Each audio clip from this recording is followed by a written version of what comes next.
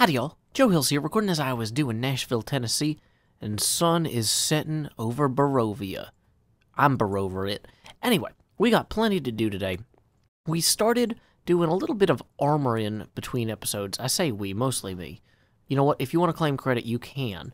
But you know what I realized? When I started armoring up all of the little, armor stands I put in place, I was like, oh, I'll put all these armor stands here and come back and put the armor in later. These ones are facing the right direction. These ones are not. So, that's a whole thing. Anyway, where were we? Oh yeah, taking an axe to armor stands, because as much as I am well-intentioned, sometimes I get misdirected.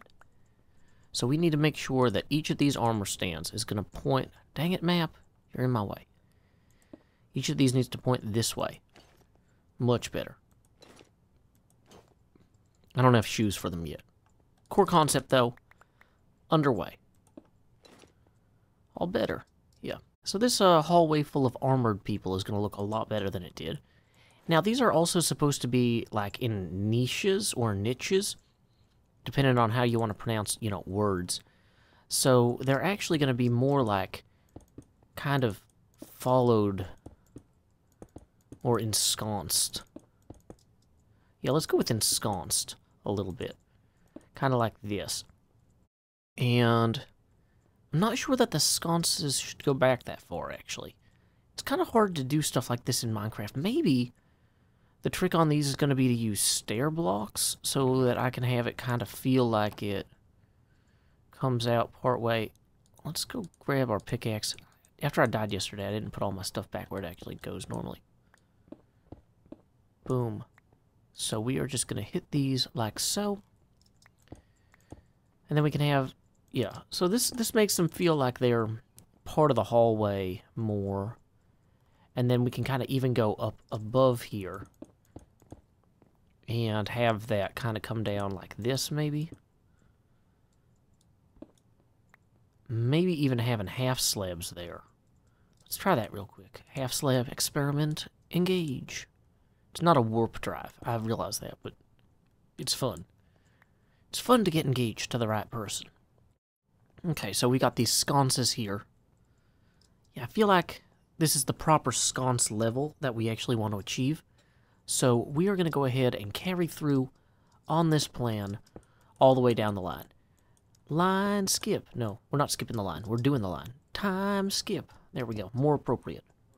I realized that having any sort of cover on the top of these niches did a really poor job of calling attention to this high vaulted ceiling. This place is supposed to be kind of intimidating and big, and I'm almost wondering if I need to put each of these sculptures even up onto some sort of stone or granite or something, just to kind of make them feel like they're looking down at the players. I don't know that they're supposed to be taller. I think they're supposed to be life-size, according to the book.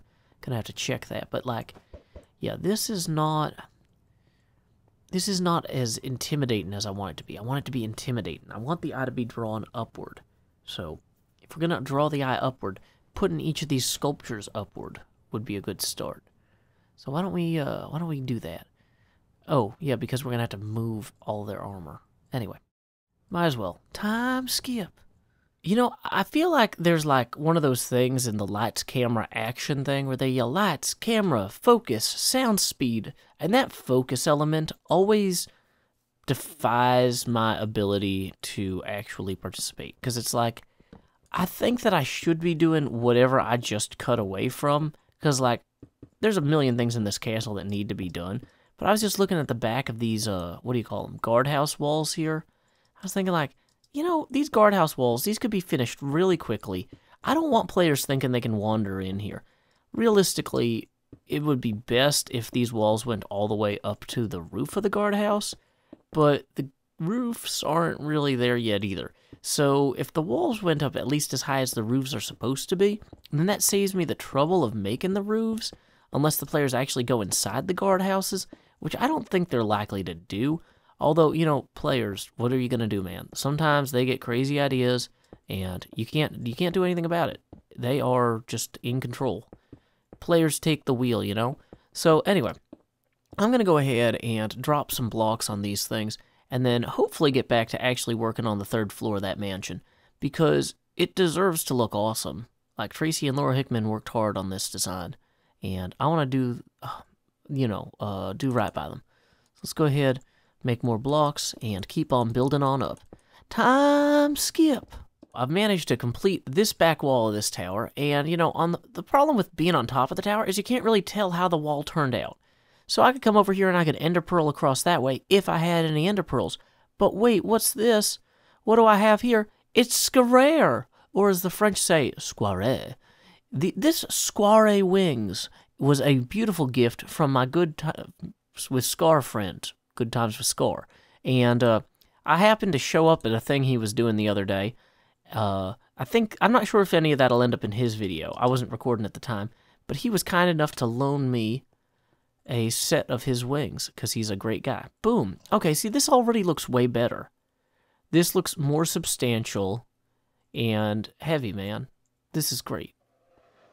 So, yeah, we're just going to go in, and I think we're going to get this other pillar set up in here. It doesn't matter so much that there's no roof on top of it, because you can't see the top of it. But yeah, there we go. Good Times with Scar Air. Whoosh. These walls might be simple, but you know what? Having them done just feels a little better. It feels like we're making progress. Also, I made a little bit of progress over here with this armor, putting these up on the quartz. I'm happy with that, but you know what? I realize there is still so much left to do, and so little time left to do it. What I need to do now is I need to go to Cubs Fan's base to get more Mending books, so I can start enchanting some of my pickaxes and the remaining equipment that I've got, because I have worn it down. Then we need to run to the end, enchant everything, get it all restored, then dig out the catacombs more, and then take the coal from the catacombs to smelt more stuff so we can continue building, because I'm like running out of iron to put on all these statues. There are just statues and armor pieces all over this place. Look, these need pants. I need more iron, I need more smelting, I need more coal. But we can't get all that without going to Cub Fan's house and, using his trading depot. So, we're just going to dump everything we don't actually need at the trading depot in one of these chests here, and then we will be on our way. Time skip! I am on the approach to Cub Fan 135's base, and I see he's got some sort of weird fallen concrete powder thing here. It's like a wall that you can kind of go through. It's weird. I don't even know if it'll show up in the video because it's just kind of a visual glitch. But it's interesting at least. Also, I don't know which of these portals will take me directly to his trading hut. But I know if I go through the center one, I can get to the trading hut. So let's just go through the center one and head on over there. Well, thank you to Cub Fan again for sharing his wonderful trading hut. We have managed to get 8 books. We've got Mending, Featherfallen 2, Mending, Featherfallen 4, Depth Strider 3, and Mending. I think the Featherfallen 2 one I clicked by accident when I was trying to get something else. I really thought I only got Featherfallen 4. Unfortunately, we cannot combine them to create Featherfallen 6 in the same way that you cannot combine Final Fantasy 2 and Final Fantasy 4 to get Final Fantasy 6. Final Fantasy 6 is a unique experience intended to be taken on its own. But anyway, let's go ahead and get on out of here. Welcome to the end of the beginning of the start of step 2 of this logical plan. We now are going to apply Mending to our different pickaxes, and then, well, maybe not that pickaxe right away. Maybe, wait, where's my Silk Touch pickaxe? Did I not bring my Silk Touch pickaxe? Maybe I don't have one. No, there it is. I do have one. Okay, so we're going to go and start enchanting everything that we need fancy stuff on with the fancy stuff, like these boots. We were going to want to upgrade these to Depth Strider 3 and Mending, and we don't have the stuff for that right now, do we? Let's go ahead and start knocking out some of these guys. Time skip. Alright, well, we've got the ender pearls we need. I've mended my helmet, mended my elytra. We've got fully mended, not that pickaxe, that one was already fine. These two are great. The sword has Mending on it now. And I'm saving one Mending book and the Featherfallen books for when I get enough diamonds to make new diamond boots, because The chain boots are great. I love the style of them. Look at me. Whoops, is that not the look at me button? There we go. Look at those boots poking out there. Those are super stylish, but still, in the long run, diamond boots are one of the few diamond pieces of armor that I think is really worth getting. It is hard to maneuver in this space. Anyway, time skip. And so as we return to the castle, I'd like to point out that I've adjusted the top of that tower off camera, and I'm pretty happy with how the progress is going. That really now feels more like it matches what it's supposed to from the book a little bit better. And so that's pretty great. But you know what? It's down that we need to go today, not up. We need to descend into the depths of the catacombs below the castle and begin digging those out to gather the materials we'll need to finish the whole project. Because there's just so much stuff that has to go into building this building, and we need a place to get it. So why not go down there and grab it out of there? I mean, it makes sense to me. Anyway, let's head there now. Time skip. You know, I'm just looking out here, and I've realized that this is technically not the catacombs. I got distracted, but I realized I bought some glass earlier from Cub fans' little vendors when I was trying to get them to switch up the new trades. And I was like, well, if I've got new glass anyway, I might as well just go put it where the windows go, right? Let's see, these rooms don't have windows on that side. But I believe if I go up to the next level, there will be windows facing to the south. So we're going to want to fill those in as well. I mean, really, at this point, there's no reason not to just get every detail we can done. Because I've already got the several hermits who are interested in playing in the next few weeks on this. So it is crucial that we get this, you know, actually squared away. So where was I? Oh, yeah, the other nice thing about heading to the catacombs is the fastest way to the catacombs happens to be through this air shaft, which I have ender pearls now. So I can just hop on down. Boom. And here we are in the catacombs with our Silk Touch pickaxe. That'll save me a ton of smelting.